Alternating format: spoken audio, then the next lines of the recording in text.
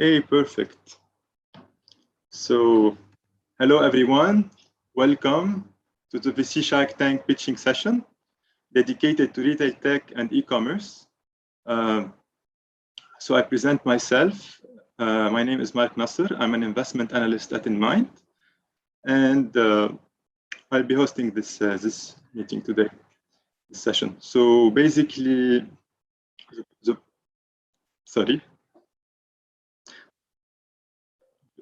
excuse me. Okay, sorry. So the purpose of today is to close as much as possible deals.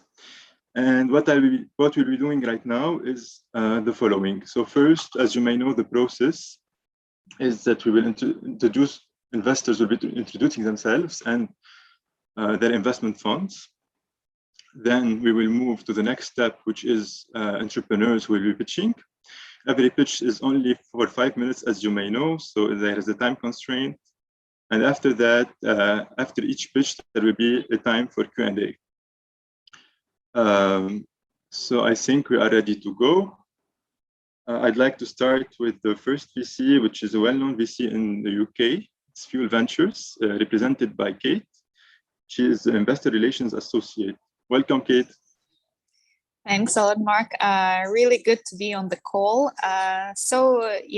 Just in few words, I am working with Fuel. I'm mainly looking for investors for our companies, for the fund, but also I am actively searching deals. And if I see something really interesting, I'm always very happy to help with our fund or maybe some other investments. Obviously, as I know, you guys much rather prefer to be focused on your work rather than going around begging everyone for money. It's very stressful, I know from my own experience.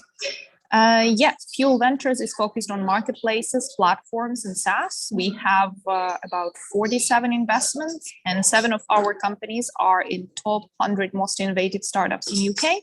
We invest only in UK, but if there is some, interest and you are happy to open in UK or have significant presence, we can talk as well.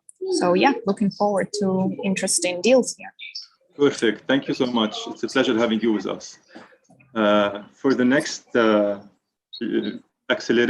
be having an accelerator now. It's called Leanox. It's from Spain, and it's represented by its founder and co-founder, Paulina and Thore.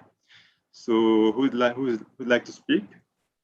Thank you very much. Yes, welcome. Hello from Barcelona.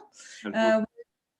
Vogel and myself, Paulina Jänsch, we founded Leanox, and we are looking for impact investments that can be of any industry. So we're not focused on that, but we are trying to find ideas that will make the world a better place one step at a time. So that's our focus. And we help startups from their pitch deck, so to say, so from the very first steps, if they have no managerial background, to the deal sourcing, and then consult them until we find them the next funding round. So it's also a full package. Perfect. Thank you so much. It's a pleasure having you with us.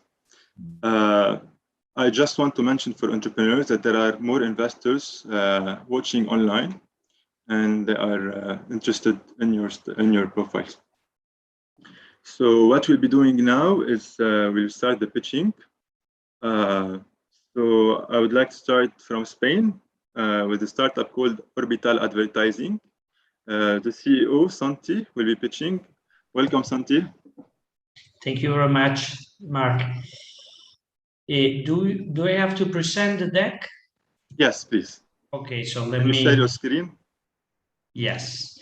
I'm here with Rocío Berjón from the team. She's connected too. Hi, Rocío. How are you? Hi. You're the financial analyst, right? Yes. Okay. Right. Welcome. So let me, just a second. I just realized I just closed the document. So let me open it again, just a second. Take your time. With you. Here it is. Okay. So I'll try to stick to the 5 minutes. Let me see, and ready to go whenever you say, Mark. Yeah, here you go. Okay, so my name is Santi Magazu. I'm the CEO of Orbital Ads. We're based in Madrid, Spain. So I think it's no surprise for anyone that advertising budgets are moving to the internet. And within online, paid search is the largest share. So last year, paid search was more than TV advertising in the US. So when you do pay-per-click advertising, it's key to manage the keywords you use in your ads. So you get high in the rank only if you have a proper management of the keywords and you have a good quality score. So, but managing keywords is not easy. It's actually one of the toughest jobs for a campaign manager. This is because of the complexity. You may have a lot of campaigns. Each campaign has different ad groups, and within each ad groups, you can have hundreds or thousands of keywords. So these are 5 examples of typical pain points for the campaign manager. So without getting into the details of each one, basically you have to identify keywords which work well and keywords which are just wasting your budget. So our value proposition is pretty simple. For companies which invest in Google search, in Google Ads and in Microsoft advertising, which was known as Bing in the past, we basically save time by automating the keywords management, and we deliver better performance for those campaigns.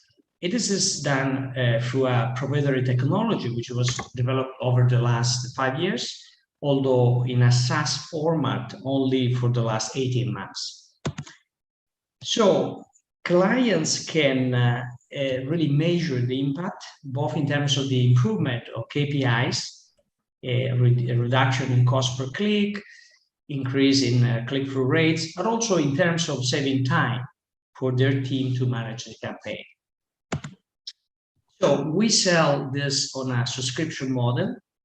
So basically the clients are either agencies which manage campaign for their clients, or just corporates which use directly Google Ads in Microsoft advertising. They have a 30 days free trial and they pay a monthly fee based on the volume of the ads managed.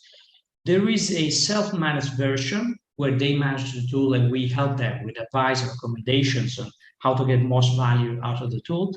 And there's also a managed service. Sometimes they just don't have the people to manage properly the keywords, and we do it for them. So how it works is is a typical extract, transform, and load technology. So we start with all the keywords which the client already has. We start from the search term which generated clicks in the past. We analyze that data and we identify performing keywords which we add to the account, and non-performing keywords which we pause and negativize. So right now we have 3 paying clients, one of them in Norway, Group M, which is part of the WPP group, one in Spain, and the last one in the Netherlands. But we have started a new approach, a new go-to-market. We have a new sales team since last June.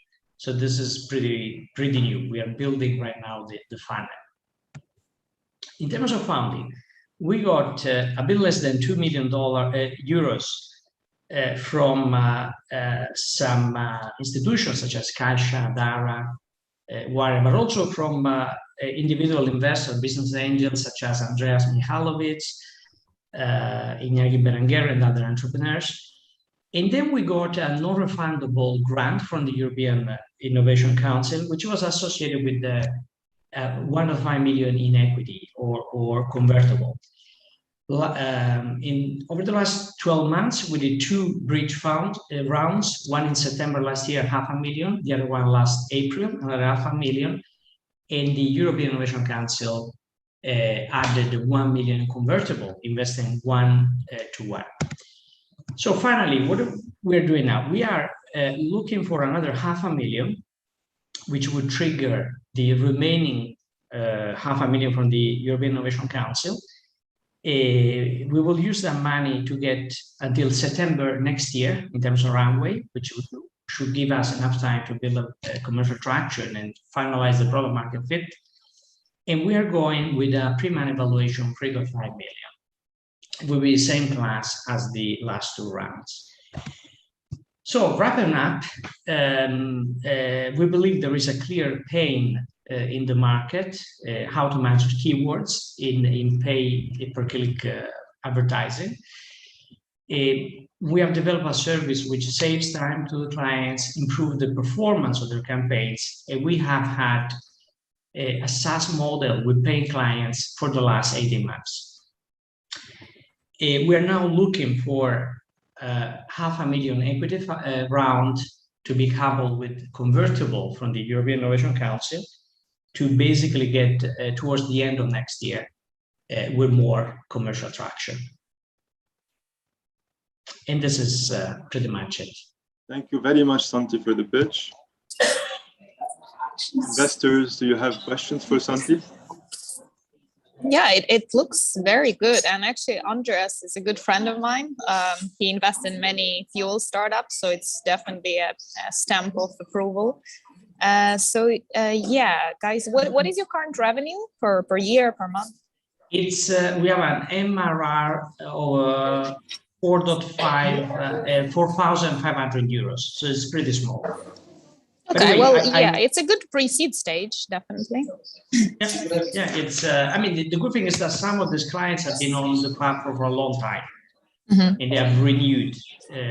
So it's we are pretty comfortable on the the value proposition. Okay, yeah, you were saying something. No, it's funny because this morning I talked to Andreas Mikhailovic. And I told him I was pitching. He said, "Oh, he's coming." And I said, "Hey, say hi to Kate." Yeah, very cool. Yeah, I think it would be very interesting to look at the deck and maybe some demo.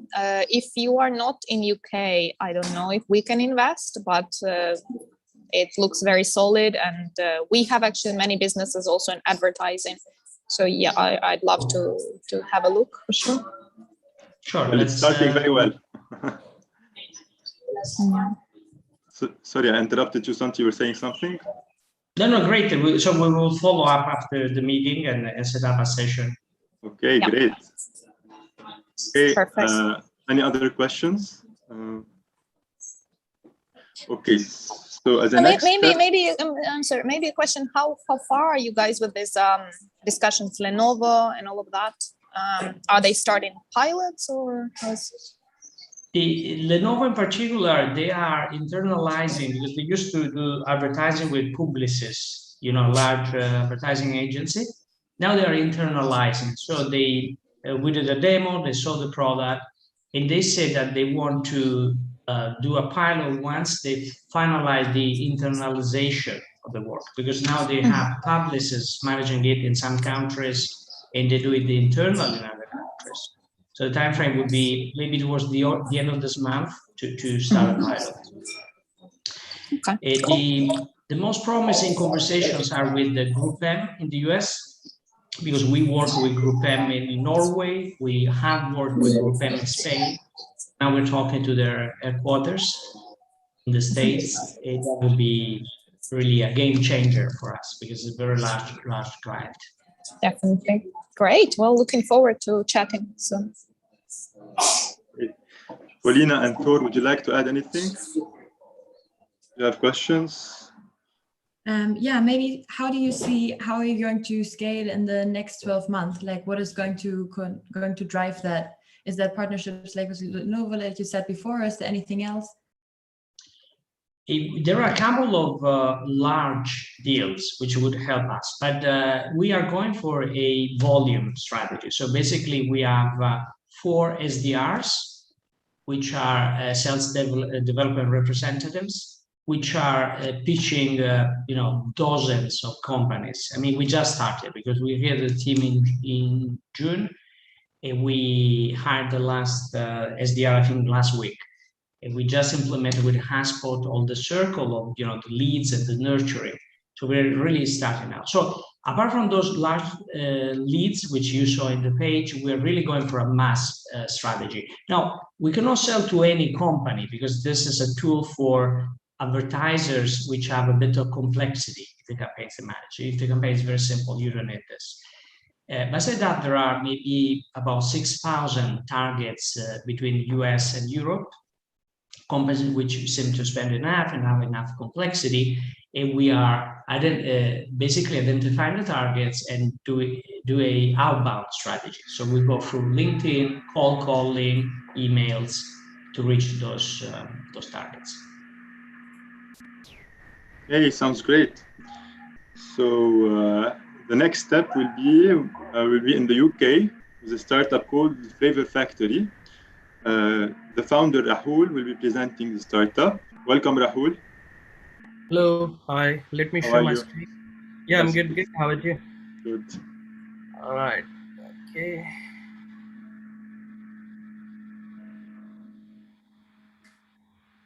Okay. Can you see my screen? Yes. Can you make it full size, please?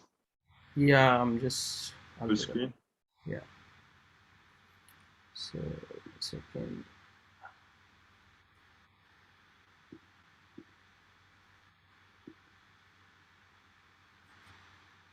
Sorry.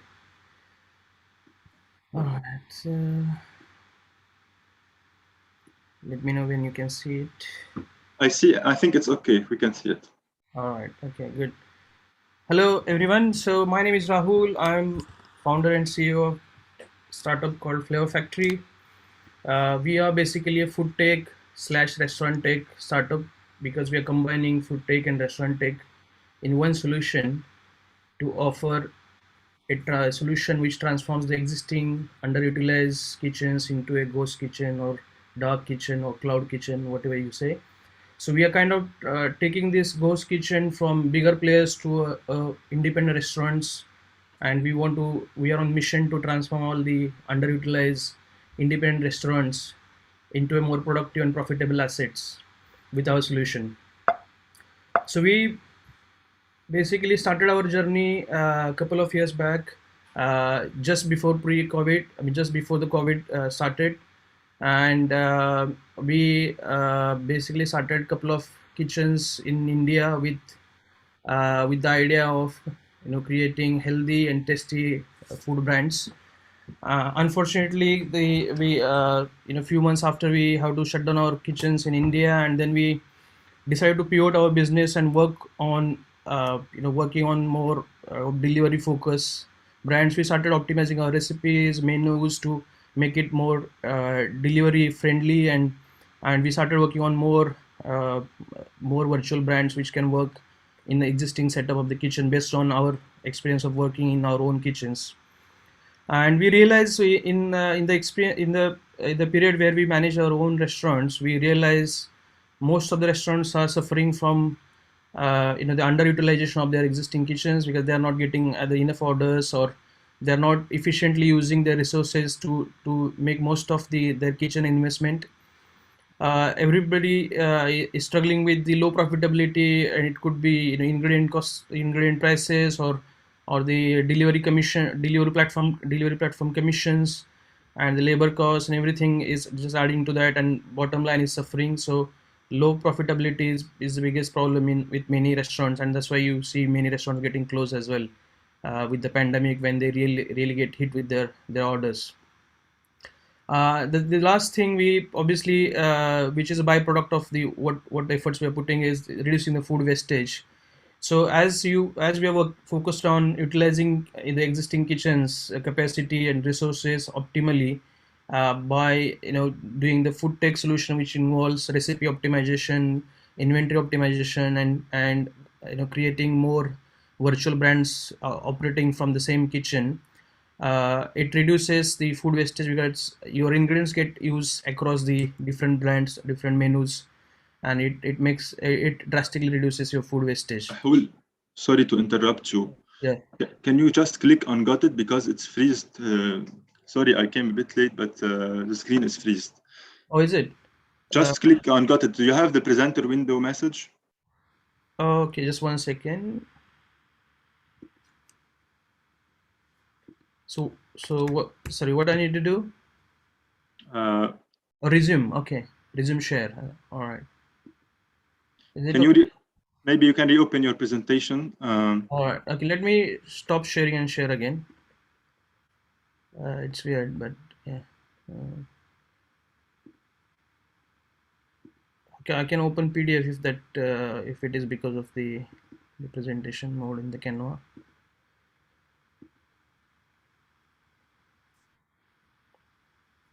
Let me just pull up the PDF.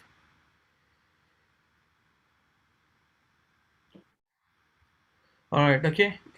Can you see it now? Yeah, we can see it. If you can just go through the slides that we missed, Yeah. we'll give you some extra time. All right. Okay. Sorry, So yeah. Okay. So we are basically trying to address three basic problems which every restaurant industry, every restaurant in the hospitality industry is suffering from.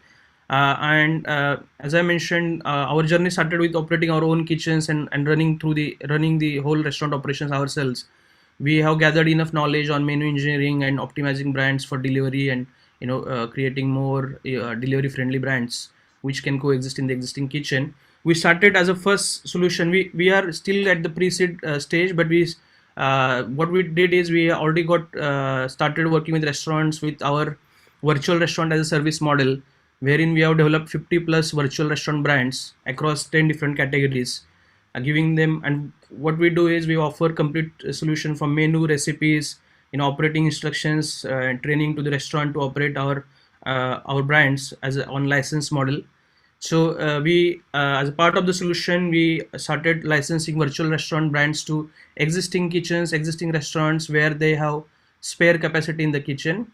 But we are while working on this the dark kitchen and the restaurant operations, we came across number of challenges in terms of technology of keeping, we at one point in time in London kitchen, we had in Moorgate we had 50 tablets, having different brands on different channels. So it was nightmare managing all that. So we started focusing on the technology solution as well. We got few players in this area who are offering solution, but they are offering solution in bits and pieces. So restaurant doesn't have single dashboard where they get their source orders from every place, and we have to use Deliverect for delivery integration. We have to use Flipdish for online orders. We have to use some other solution for social media integration. So there are different this space is a little bit kind of scattered in terms of the providing solution to restaurant, and even though everyone is doing great, but we are trying to simplify the whole technology piece into one single solution dashboard, and we want to make that as a plug and play dashboard, plug and play kind of enabler system, wherein restaurants will be able to convert their existing kitchen into multi-brand ghost kitchen. So this is working currently with our virtual restaurant brand, but we are trying to do the product improvement and launch this updated product very soon after this our current funding round is closed. So we want to offer the whole solution as a two-side SaaS play. So the first part of the SaaS is the providing restaurant with the tech solution, food tech solution, and the restaurant tech to improve their productivity, sales, profitability. And the second side of the SaaS is basically allowing those restaurants to list their virtual brands they are operating through Flavor Factory on our Flavor Factory marketplace, which we intend to. Sorry. Yeah. Sorry, I'm interrupting you again, but the extra time is also over. I can give you a few seconds, please. If you right. Sorry. Okay. No. So yeah, I mean the other slides are basically pretty much what I said. So we are basically trying to address the global problem of underutilized kitchens, and we currently doing pilot, and we got 50 plus virtual brands trademark registered in UK.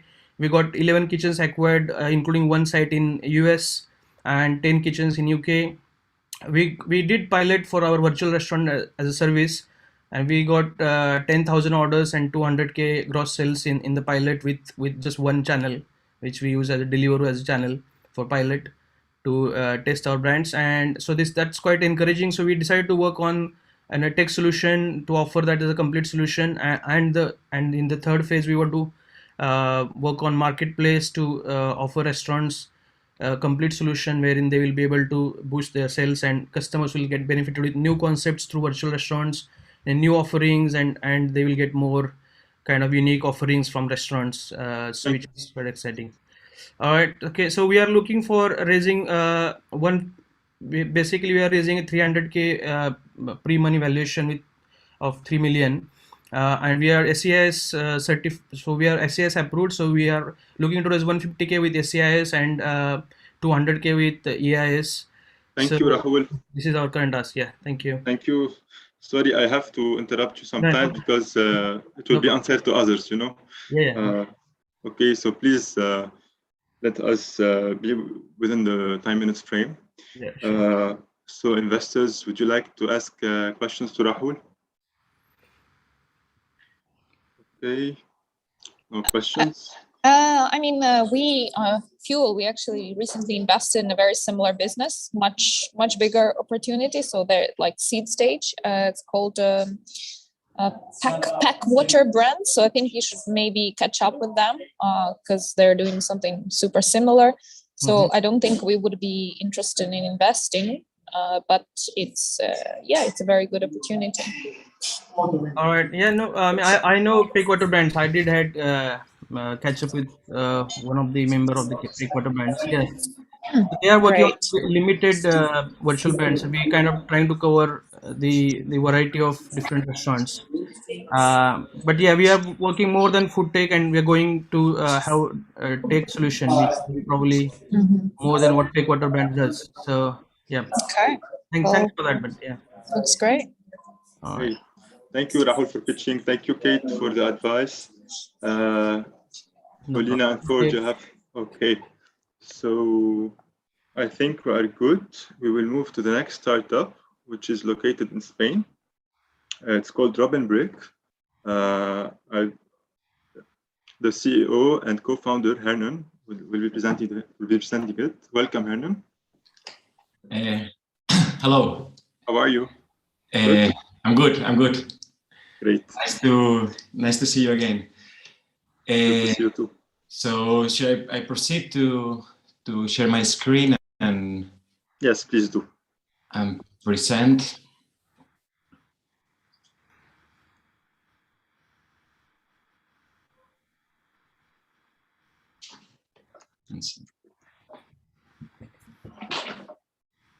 Right. Can you confirm me that you can see my? We can see half the screen, half of the screen. Can you make it a full screen, please?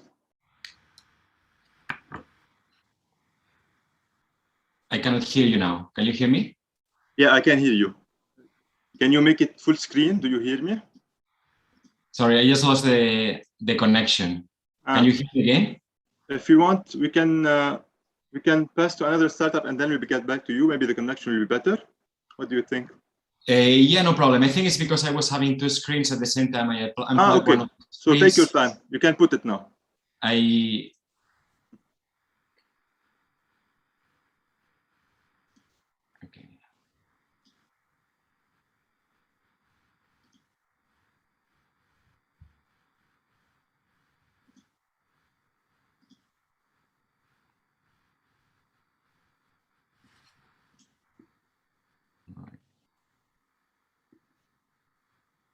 Are you sharing your screen? Yeah, 1 sec. It's giving me a little problems, but I think it should be solved now.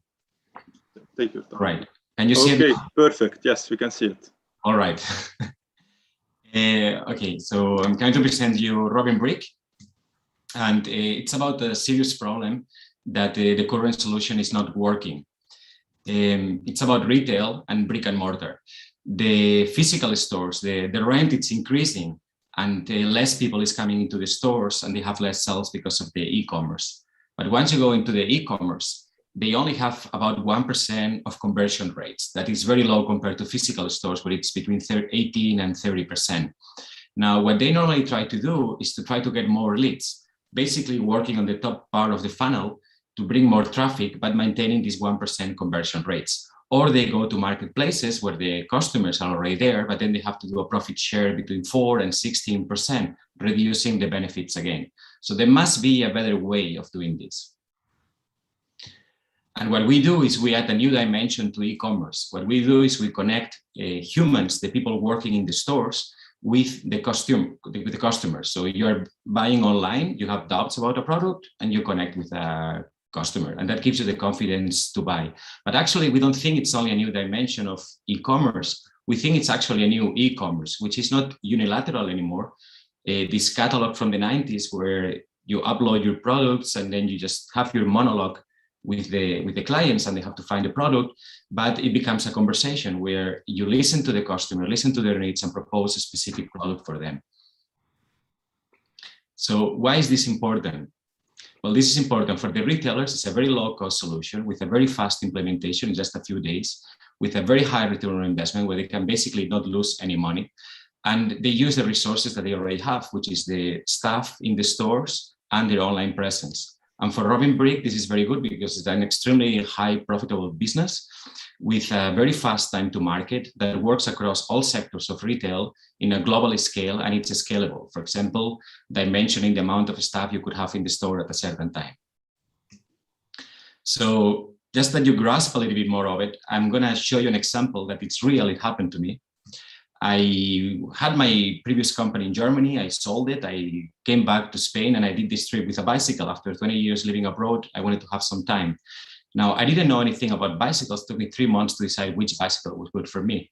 If I had this red button right here, I could have talked to an expert and he could have given me the confidence to buy this product. Now, the difference is 1% conversion rate to 70% conversion rates. That's what we have. We're not only doing this, but working for brands, but we're also starting to working with shopping centers where we offer a connection to all the stores within the shopping center. And this, we will scale it not only to a one-to-one conversation, but also to streaming where the shop can talk to a lot of people at the same time and present, for example, new products or new offers. The business model, we charge per store and per month. If you only have one store, you pay 150 euro a month. If you have two, you pay the same, 150 per every store. But the more stores you have, you can go all the way down to 17.50 euro per store. Now, our vision, the first level, where we're already doing, it's working with brands. We're already working, for example, with Levi's or Dockers. The second one is working with shopping centers. And we're already working with Merlin Properties or with Inca. It's the owners of IKEA. With that, it's very optimistic, but also realistic to say that we can access about 6,000 stores just by the shopping center groups that we're already working with. And then the third level of our vision is to create our own marketplace where we create a B2C and we increase the traffic for the stores. And that will work in this way where the consumer can choose the brand they want to talk to, have a chat or have a video call or watch the videos and select the products that they want to have. The market has grown 1,400% last year. Our service obtainable market, we calculated to be around 500 million, starting in Europe, US, and LATAM. That's where we're actually getting more demand right now, where it's easier for us to access. We have some competitive advantages with some of those, the people already providing them. However, I do not believe in any of those. Those are very technical advantages, which the ones we don't have, we can copy from our competitors very soon. And the same thing, the ones that we have, they can copy from us. But what I really think it's advantages is the things like, for example, we're including facial recognition to identify how many women, men, which age are calling. We're also integrating a payment platform. We already have that working. We are integrating delivery. That's also already working. We're integrating advanced analytics and an aggregator to provide traffic. That's something that nobody is doing and is not in nobody's roadmap. We're already working, especially in Spain, but we're already expanding in several different countries. Working with 45 stores right now. We expect to go over 500 by the end of the year. Traction and financials. This is our roadmap. We started with advanced analytics. Then came the COVID. It was extremely difficult product to develop. Very expensive with a very long time to market, and the COVID helped us to reinvent ourselves based on what we already knew and go into this live shopping experience, and we got some brands. So our plan is, as I explained you, increasing stores per customer, increase amount of customers, and increase geographically. Our revenues, We expect a break even in 2023. This year we already have revenues over 100,000 euro. 1/3 of it is recurrent revenues. And yeah, the break even in 2023. Sorry, Hernan, to interrupt again.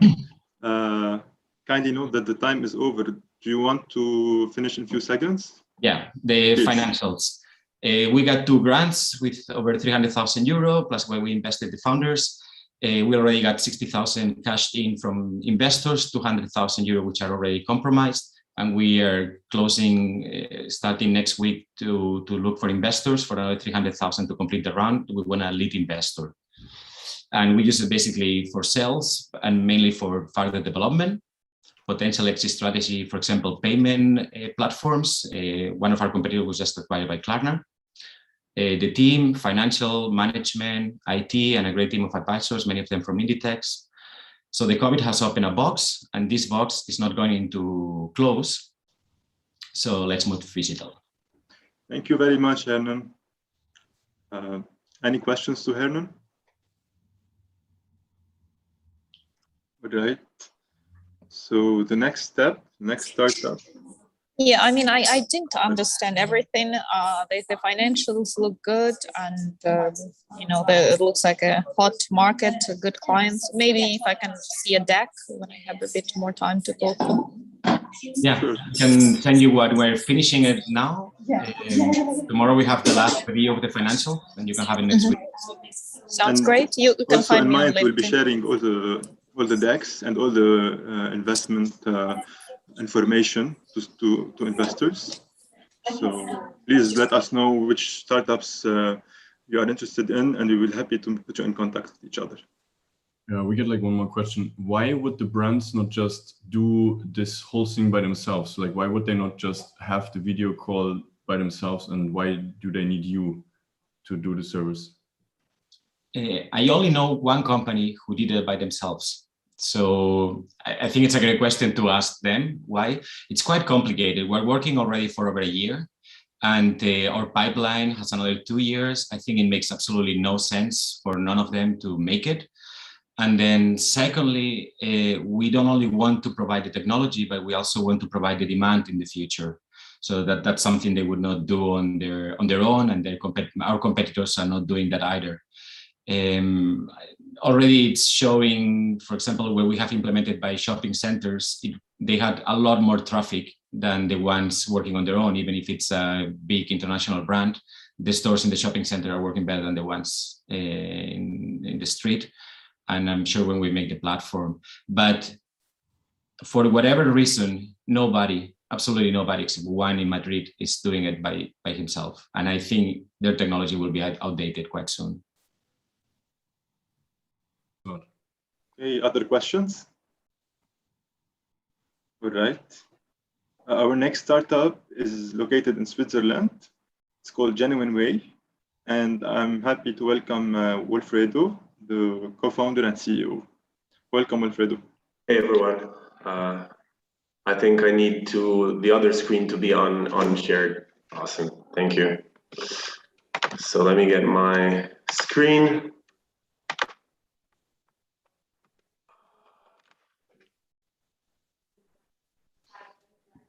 Okay, let me know when we're good to go. Not yet. Good to go. Yeah. Cool. Hi, everyone. I'm Wilfredo. I'm the CEO of Genuine Way. We're a Swiss startup that operates in the space of environmental sustainability.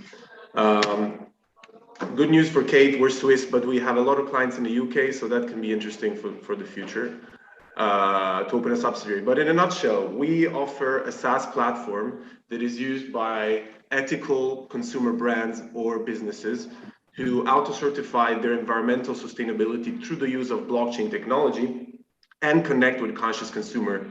Currently, it's used by 40 brands in 7 countries that are paying for the service. Our revenues for this year are 150K. We are a company made of founders that have previous exits in the digital space or are Forbes 30 under 30 awarded. And we're the first provider in Southern Europe of blockchain that is vertical for sustainability. Before I get into the business, in a nutshell, the round, we're raising a €1 million, opening the round now for the next 3 months, and we already have 3 hard commitments signed by an anchor investor and relevant business angels. Field Venture from the UK only invests in sustainability. And maybe you might know Darius, Rugis, or Matt, but they're one from the blockchain space and one from the sustainability space. They're epic people that will help Genuine Way in a great way. And where are we now? We incorporated in 2019 with a family and friends round of 200K. And we managed to develop technology, launch an MVP in 2020, and get then over 10 brands to enter. And at this stage, we are over 40 brands and trying with our KPIs to expand in Europe and become the largest portfolio of sustainable brands using blockchain in the world. And this is basically what we do. We tackle the problem of greenwashing. We interact between 2 subjects. John, which is a conscious consumer, so someone who doesn't buy a product solely based on a taste and price anymore, but also based on the new values of millennials and Gen Z, which are environmental sustainability, social impact, and personal safety and health. And in the example here, Greenheart Inc., usually it's a small, middle-sized enterprise or startup that has innovated substantially for the environmental impact of the way they produce, they consume, or they make circular economy. And these 2 subjects are disconnected. There's a layer of technology missing, especially in offline retail, because of greenwashing. John is bombed every day by information pertaining to sustainability. Every brand is sustainable, everyone's ethical, so he doesn't understand what he's doing anymore. That's when Genuine Way tries and come in and support them. We offer a platform where we operate these vertical due diligences. So we partner with the founders of the brands, and we basically build a bundle of corporate documentation and supply chain documentation, starting from third-party certificates, but moving into the space of auto certification, so contracts, lab tests, receipts. This bundle of documents is notarized on a public blockchain to make it for the first time permanently available to consumers and non-modifiable, and create a different level of transparency. The second stage is we need to translate this to consumers in a user-friendly, sexy way, because they have an attention span of 20 seconds in retail, for example. So we create very cool native mobile experiences where the consumer can go deeper and deeper, but he needs to understand in 10 seconds that the environmental impact of that sneaker is better than Nike. And the third point, which is very innovative, a sharing economy. Basically, we've managed to get all these brands to share their consumers among each other. So we're creating an ecosystem that's actually commercially driven. The platform that we release then provides these brands with analytics based on the interaction with the consumers, and consumer lead generation, which is very cool for them because they've never had it from the offline world, from the digitalization of their objects. This is a very important point for us, what I was saying before. We actually convinced 40 brands to connect a catalog at this point that allows the consumer that enters a supermarket in Holland and is scanning cruelty-free eggs to actually discover sustainable sneakers from Italy bounce on the e-commerce with a funnel of 2 clicks. This is non-transactional for us, but it allows us to get more and more brands to be excited to enter, because everybody wants to share their little piece of the pie for a bigger cake.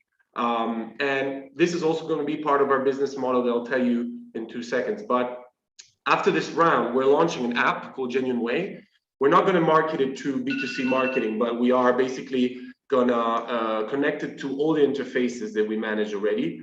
And this allows a consumer to basically monitor its own choices. So we analyze through a partner clusters of products. Every time they buy that sustainable sneaker, we give them a CO2 reduction impact. As a conscious consumer, he feels compelled to pursue our catalog and be involved with Genuine Way. And this, of course, is very relevant for the brands that work with us. As I was saying, the business model is a mixed one. We have a flat fee based on the projects that we do for the brands and the due diligence, but then we have an innovative strategy. We upsell marketing services, giving access to the platea of consumers that we generated through their products. So our guess is that most of them will want to allocate a little part of their yearly marketing budget on such a vertical audience. These are some numbers. We're present in many countries such as UK, Germany, Austria, Holland, and so on with our brands. Some very relevant, the time's over, but some very relevant. Yeah, I can hear your alarm. Yeah, Crédit Agricole that I can tell you about. And ultimately, what makes us unique is they only play a really vertical for understanding sustainability in the blockchain space, and we're building, aggregating a conscious consumer, a bit like other startup that talked before. We created Singularity Net, like super strong founders here, and this is in a nutshell why you should invest in this company. Because the next digital revolution in retail is a digitalization of all objects for the purpose of providing in-depth, transparent information to consumers. Genuineway is the fastest growing portfolio of ethical brands that are using blockchain to separate their environmental footprint and fight greenwashing. Thanks. Thank you, Alfredo. Now I can breathe. Thank you. We do have a question. How do you measure ethical behavior? What's your framework? How do you put that into numbers? Yeah, so first of all, we're not a certification company, of course. We're a tech provider. So we provide a window between brands and consumers to showcase information. And so the goal in sustainability is there's never a point of arrival in sustainability. It's a journey. So we allow the brands, even for example, we have some brands in the meat industry. You would say, oh, meat, but in the meat industry, they're the more sustainable we have found in Italy because it's cruelty-free. Look, the cows live an amazing life, and we've sourced all this information. So what we do is just transparently showcase stuff that will allow the consumer to trust the brand a little bit more. For what concerns the app that I was talking before, there's a partner company that we have two partner companies that they have analyzed. Their job is to analyze a cluster of industrial products. So if you say, hey, sneakers, they've analyzed all the supply chains and the distribution chains of industrial sneakers such as Adidas and Nike. And so when we finish our due diligence, we're going to provide them with our data, and they're going to basically build an analysis of these two clusters. And this will allow them to give roughly a figure for CO2 reduction of buying our sneakers as opposed to them. It's not rocket science, but it's really valuable to consumer. Okay. Any other questions? Yes, one more. So maybe so you said that you're kind of reviewing the documents of the companies that they send you all the time.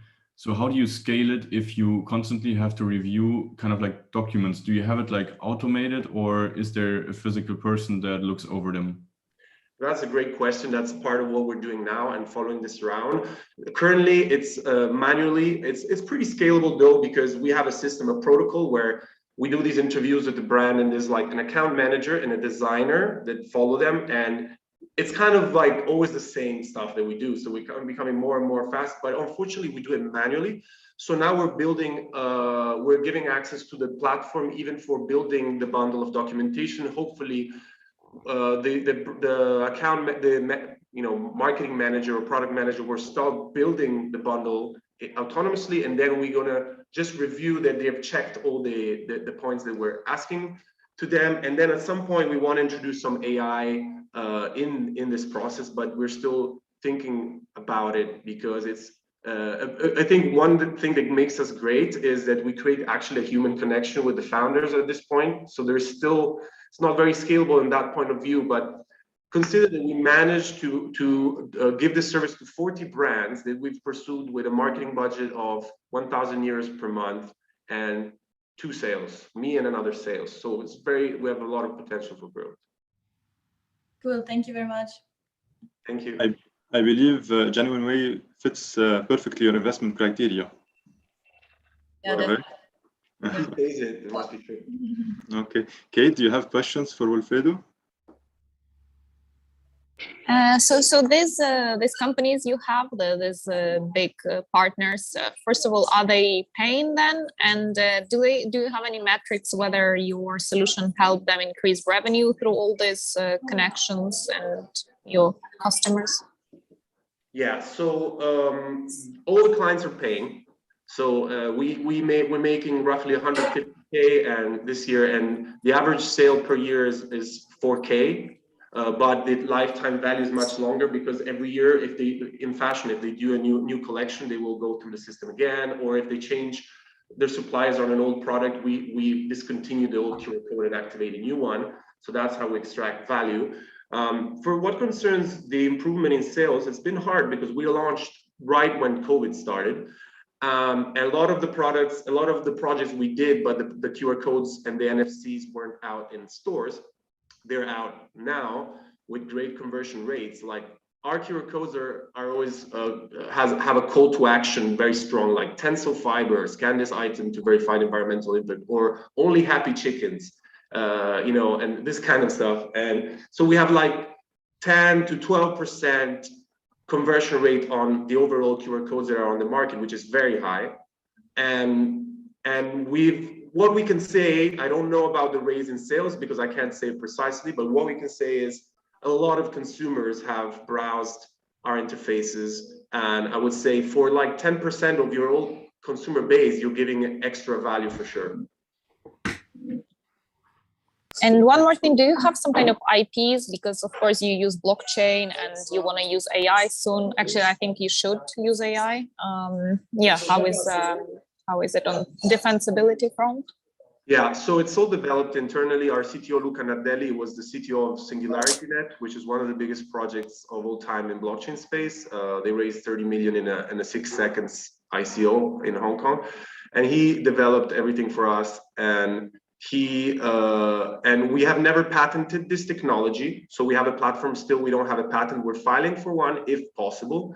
But what we really think our competitive advantage is, if anyone enters the space, for example, next year in Southern Europe, specializing on small and middle-sized enterprises that are sustainable, we will have aggregated thousands. We're already doing thousands of consumers that are scanning our QR codes, and we're an aggregator. And therefore, when a brand when someone reaches to that brand and say, hey, do you want to certify on blockchain?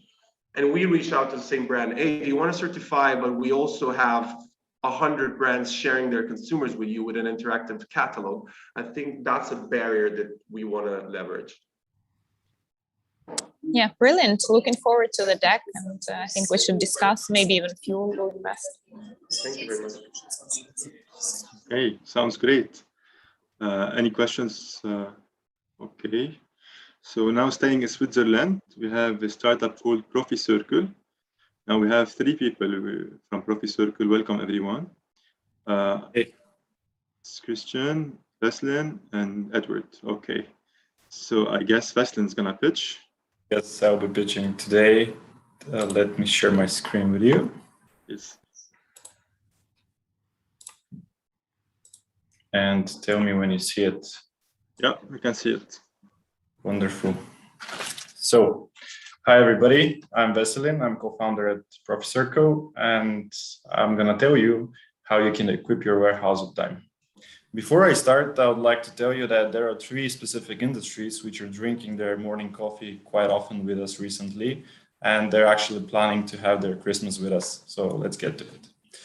Today, quick commerce, retail, and third-party logistic companies are equipping their premises actually really slow and in non-transparent way. What does that mean? That means that on average, they need around 42 days to accumulate a final offer for their logistics equipment.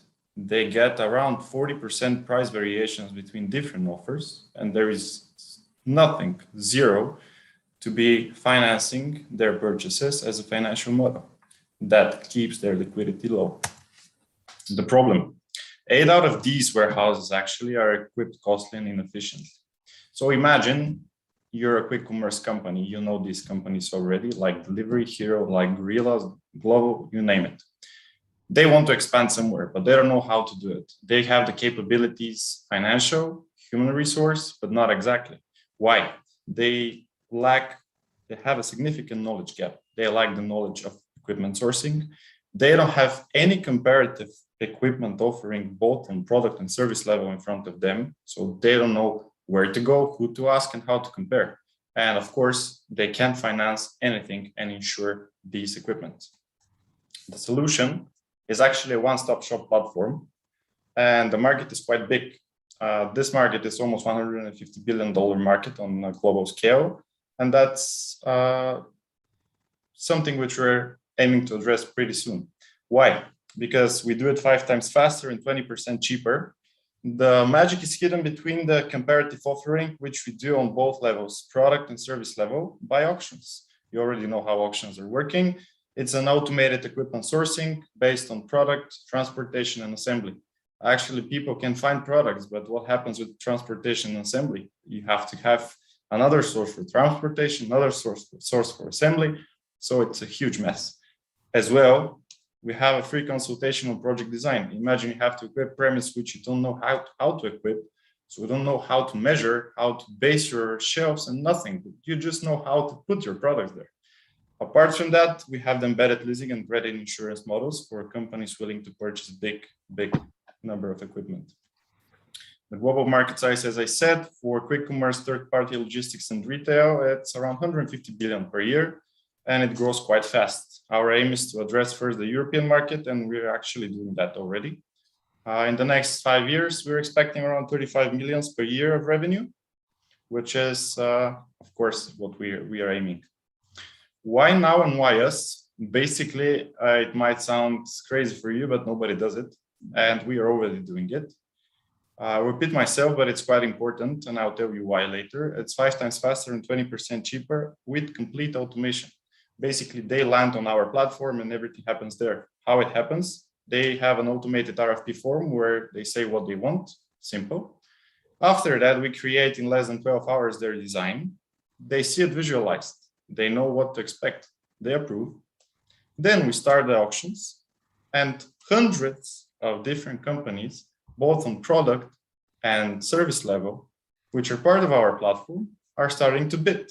So the best one wins. In the end, we share with them if they decide the top 3 or top 5 offers. They see it in a comparative table and they choose. Sometimes they might pick the cheapest, sometimes they might pick not the cheapest. Maybe there are some other different options that they prefer. In the end, they choose if they want embedded financing and insurance options, and the execution starts. I'm repeating myself, everything is in the platform. No external emails, no external calls, nothing. Everything is automated. Business model and how actually we operate. The beauty is that we charge only the sellers. So we do that at the moment with currently around 9% commission on average per transaction value. We have more than 80 sellers on the platform, close to 100 at the moment. We actually attract our buyers completely free of charge. At any point of sale, they are not mandatory to pay anything. And there is actually a green logo there, which you see on the right side, which I think it's familiar for you. For those that are interested in it, I can tell you more after I finish my pitch, but they're part of our clients. The funding team, me, as well Veselin, co-founder and chief growth officer. I'm responsible for business development. Edward is our CEO and co-founder with more than 15 years of experience in the industry, and Christian, CTO and co-founder, again, experienced in more than 5 startups. As well, you can see we have sales reps, full stack devs, designers internally, and marketing representatives. At the moment, how we're facing the numbers, we have managed to raise from angel investors 500,000. We're looking to get 1.2 million at valuation of 5.8 million at the moment. And we want to spend this money 30% in sales, 25% in marketing, and almost half of it in IT. Why in IT? Because we want to have our platform to be much more faster than it is at the moment.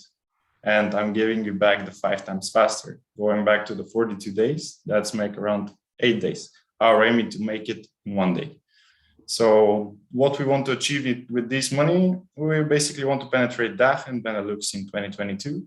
Actually, we're quite doing that already. Today I had some calls with third-party logistic companies in Germany. Yesterday with quick delivery companies in Germany, Amsterdam, and the Netherlands. Develop our beta 2.0 of the platform, and quite positive, optimistic, but we aim high to break even in 2022. So thanks for your time. If you have any questions, this is our team, but I will be answering it for the moment.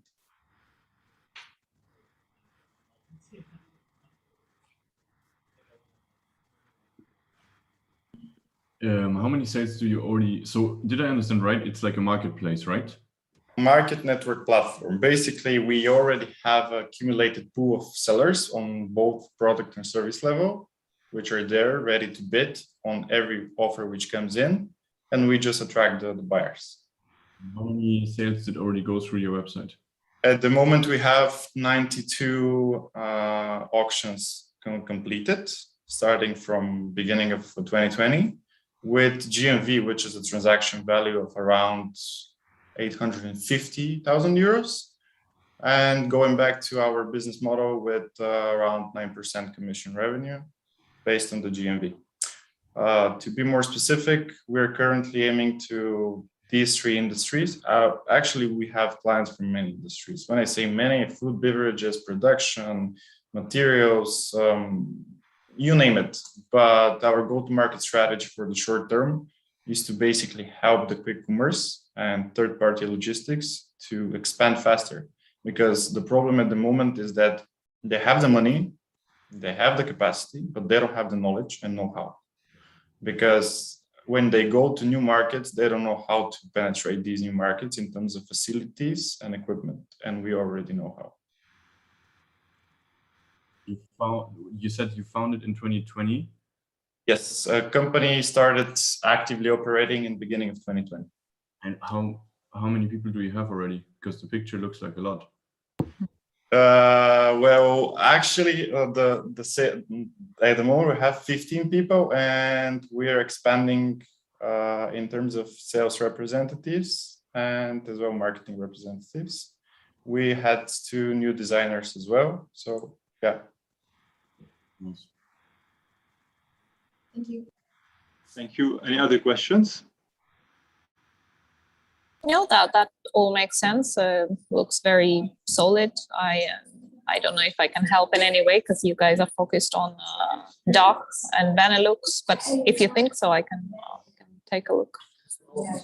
We're focused not in DACH and Benelux. That's the short-term go-to-market strategy. Basically, we're focused overseas. That's the long-term goal.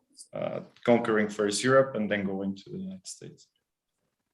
Okay, yeah, very interesting. I think we could take a look because we don't have any investments like that, and looks like everything is on track. So probably we'll need to look a bit more on financials. And that's it.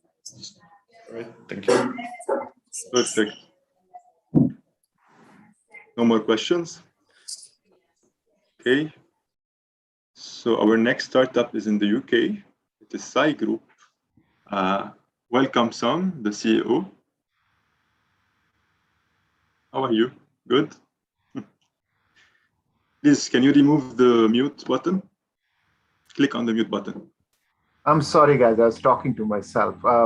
Hi, Mark, and hello to everyone. And my name is Sam, and I'm really grateful for InnMind for giving me this platform to pitch today.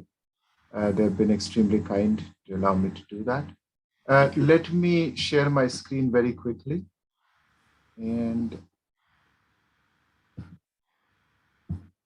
so just before I start, Kate is already, so Fuel Ventures are already investors in our company, and Tom is on our board, Tom Hibbert. So that's great. Good to meet you. And my name is Tom. As I said, we have a SaaS AI machine vision platform. We call it the Retail Efficiency Machine. But what we mean is we work with brick and mortar stores, and we reduce theft in the store. We remove out of stock kind of problems. And we also help them with the customer journey data, the data that they don't have today. For example, how many people walked in, walked out, looked on the right, left, what they picked, what they then put back, etc., etc. So how big is the market? It's quite a big market. It's about a 600 billion pound improvement opportunity with a 60 billion pound of ARR opportunity. We've started with grocery retail. That losses are quite big. And the reason we've started is a huge market. I'm not going to keep putting the numbers back and again and again. The reason we've started with grocery, margins are very small, and theft is literally equal to the margin. To give you an example, one of our customers makes 80 million, Iceland makes 80 million in the whole year, and they have a theft of 25 million. So when we go there and say we can prevent the theft, we've got serious attention. We are already working with some general retail beyond groceries, so the likes of Zara, Primark, etc. And we also we use CCTV cameras. We use the same thing to do stock out. So we can immediately raise a real live alert as soon as they run out of stock. And then, as I said, we can do customer data journey. We're starting with losses because we believe that is the biggest opportunity, immediate opportunity. What is our unique point? We have worked just in the retailer stores. We've never worked anything in the lab. All our AI models are tested and developed in the store. We've been very good to have some good UK retailers backing us from the start. We use store infrastructure. We don't go and tell them we need new CCTV cameras, whatever they have. And sometimes they're 1 megapixel cameras. So our algorithms are really, really good. And the second thing is we are zero false positives. So if we say there is a theft, that's a theft. They don't need to check. They can check, but they'll always find we are right. We give that guarantee. And we are unbiased. So our algorithm doesn't look at who is doing the theft. Our algorithm looks at whether they are doing the theft. And I'll explain to you how we do that. So on the checkouts, we have a camera. So the retailers have a camera. So we have a software that runs on the camera. And it is getting the scan data of the item being scanned. And it's also matching that with the item that just passed through. And whenever there is a problem, that is a misscan, and that's what we raise an alert on. Same thing on self-service checkouts. If you scan, we check whether that is the item that you actually really scanned, and or it's the really that item that was scanned. It's not like a bottle of Jack Daniels going off as potatoes. And on the aisle, what we do is we track everyone who comes in. And as they pick items, we keep their digital basket. And if they don't pay when they exit, that's when we raise it. This is already live in multiple stores. Our model, how do we make money? So we charge per store.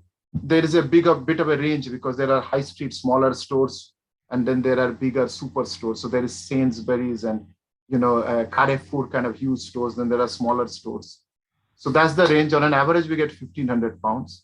It's fully gross margin. We're a pure AI product. So we have a gross margin of 90%. We have a little bit for account support and hosting, but it's mostly pure cash for us.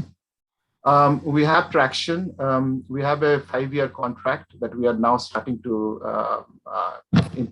work on. It's about a £1.2 million ARR contract. We have another one from another UK retailer, again, 5 years. It's a bit smaller contract, 0.6 million. So we are kind of working on these two contracts, and we are estimating that our 12 months forward revenue is roughly about 1.8 million based on these two contracts. We're also trialing with a bunch of other big retailers, and we're hoping to convert them, obviously. And our two geographies are UK and North America. So we've got 2 trials going with North America right now, and a couple of conversations. So as I said, we are looking for a growth round later on in 2022. We will have 620 stores by then. That's the contract value, and a ARR of 1.8 million. I'll come back and explain data, but we are GDPR compliant because we're already rolling out. We have 2 IPs, 2 patents filed in US. We have competition, but no one does all these things. They all do bits and pieces. The team is solid. I've been an entrepreneur for 10 years, and Helen has been selling enterprise solution to retailers for 20 plus years. We have our own CTO. And as I said, Tom Hibbard is on our board, and there are a couple of other advisors we work with. That's it. Sorry, I'm 20 seconds out, but I'm happy to take questions. Thank you so much. Any questions from investors? No, just I heard about your startup probably like few months before we announced the investment, and I thought that's a killer because we have so many of this CCTV. So I think you're going to be the star of our SEIS fund, hopefully EIS as well. So. Thank you. We're working. That's perfect. So with your summary, we would have finalized all the pitching. We had really impressive startups. Paulina, I think had a question, Mark. Sorry, excuse me. No problem, thank you. Basically, so the software is basically filming the whole store on all the people. So are there any problems with like privacy because you're filming people all the time? Thank you. So I skipped over that in the interest of time. So when we are looking, at on the checkouts, zero problems because we're not looking at people at all. We're looking at items. We're just counting items. To give you some idea, in a UK big retailer, that's 200 pounds they lose every day. That's 50 million business case for them. So that is the story in the checkouts. There is no GDPR question at all. It does arise when we work in the aisle, but what we do is we're not doing any biometric data processing. So we cannot tell you that this is Paulina. And if Paulina's picture is presented to us, we cannot tell whether she's in the store or not. All we can tell is that this person who we saw in this camera pick up this item is also the person who is exiting now. And in between, there hasn't been a payment either.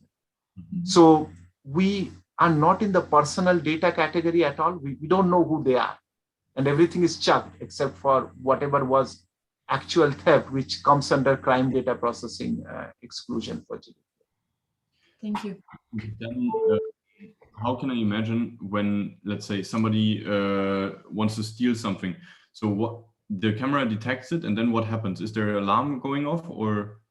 So we have an Android and an iOS app, and they load it on their store managers' phones. But also they use handheld scanners. You may have seen them to do stock take and all. They're actually all Android devices. Mm-hmm. So our app seamlessly sits there, and the notification arrives there already. So the deployment model is extremely simple. The only hairiness is that we have to put a server because you can't be streaming all those videos. But they have camera maintenance crews, and the retailers are happy to do it. They already have this infrastructure. They manage thousands of stores CCTV. So an average retailer is managing 40,000 CCTV cameras every year. Anyway, they have the crew. And did you say how much you are raising this round? So we raised with Kate, just a couple of months ago. So we are flush right now, and we will be break even by middle of next year within this fund. So I am in the market, but we're not actively raising. So congratulations. They have been very kind. Any additional questions? When do you think you'll be raising EIS? I don't know, Tom and I keep having that discussion all the time. We did a pre-seed with you, so we didn't raise too much. It's only the 600. I know. Well, I know you raised very fast. I don't think I was even pushing direct investors because it was full straight away. But yeah, looking forward to the next raise. Perfect. Okay, so the last step is usually what we do. I want to thank you all first. Is we ask investors for recommendations for entrepreneurs, because as you know, we are live now, and many founders are watching us, and would like to learn more about how to pitch well, how to ameliorate their pitch decks. So do you have any advice, a general rule or a specific tip?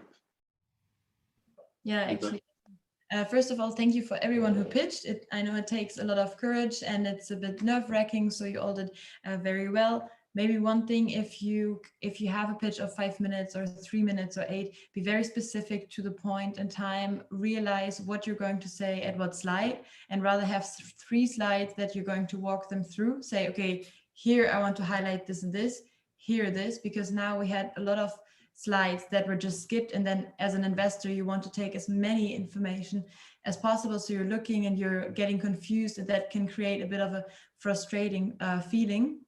So you can reduce your pitch deck to what you can really actually say in 3 minutes or 5 minutes. That would be really great. Thank you, Paulina, for the advice. I agree with you. Kate and Thore, would you like to add anything? Yeah, I mean, I was really impressed by the quality of startups, and it's very interesting that I know some startups and some investors, of course.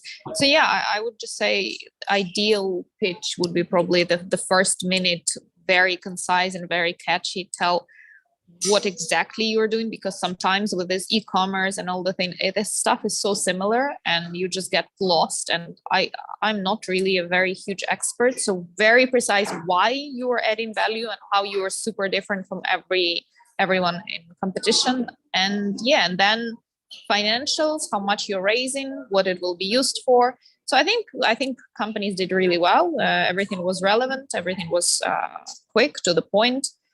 So yeah, if you are interested to work with me and Fuel, please find me on LinkedIn. I think we can work with quite a few of you. So yeah, looking forward to next to the collaboration with InnMind and you guys. That's perfect.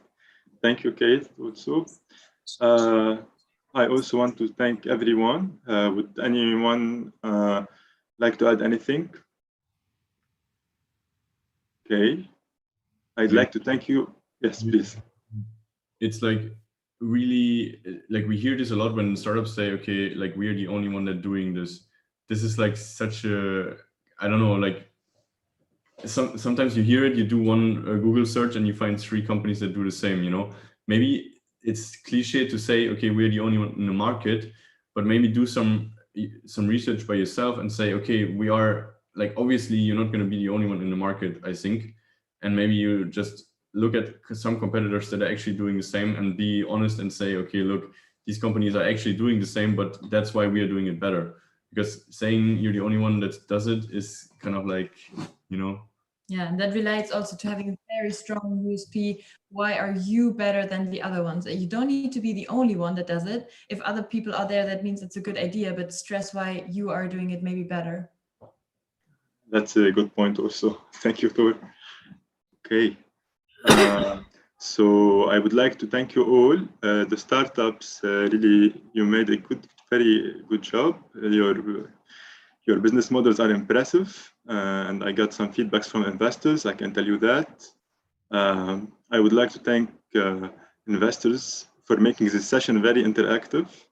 And apparently you are interested in the startups, so we will be in touch with you very soon.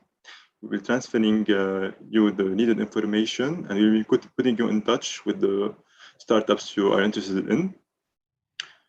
And I'm really glad. I'd like to thank also, allow me to thank Nelly and Kateryna and all InnMind's team for making this event successful.